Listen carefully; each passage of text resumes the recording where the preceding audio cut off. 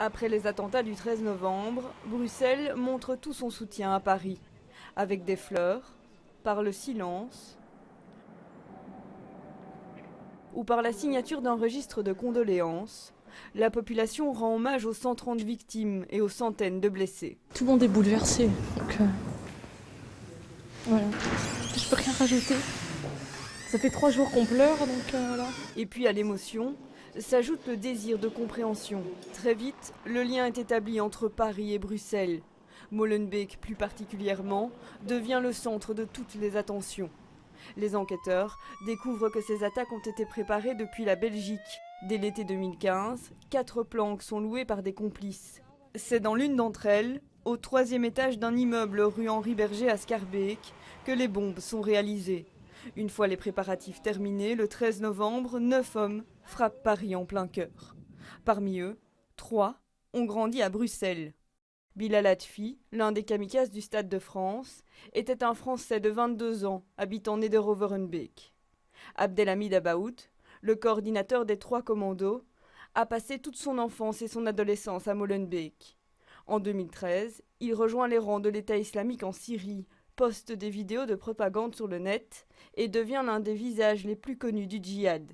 Avec le belgo-marocain Chaki Bakrou et le français originaire lui aussi de Molenbeek, Brahim Abdeslam, ils forment le commando des terrasses.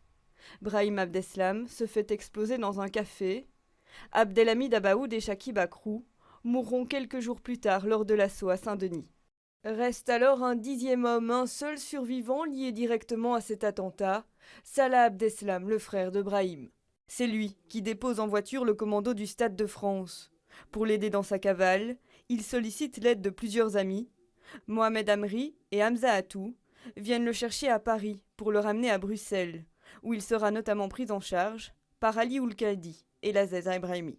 Pendant ce temps, les enquêteurs cherchent jour et nuit à retrouver l'homme le plus recherché du moment. Le 21 novembre, Bruxelles est placée en état d'alerte maximale et les perquisitions s'enchaînent. L'ambiance est juste super pesante et puis voilà, c'est comme s'il y avait... c'est tout à fait bizarre. On attend qu'ils trouvent les bonnes personnes et puis pour revivre, que la vie recommence, parce que là ma vie pour le moment elle est entre parenthèses quoi. C'est finalement le 18 mars, rue des 4 Vents à Molenbeek, que la traque de Salah Abdeslam prend fin. Il me revient de vous annoncer que nous avons arrêté Salah Abdeslam. L'arrestation de Salah Abdeslam précipite alors le passage à l'acte d'un autre commando.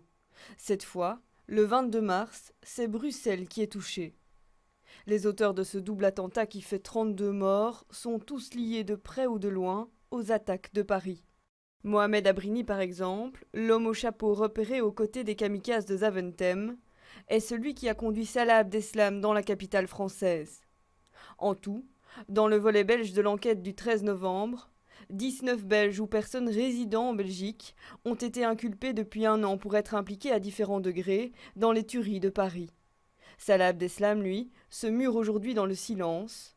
1 an après ces attaques, même s'il demeure de nombreuses interrogations, si d'autres suspects sont encore recherchés, les enquêteurs sont désormais certains que les auteurs des attentats de Paris et ceux de Bruxelles forment en fait une seule et même cellule terroriste.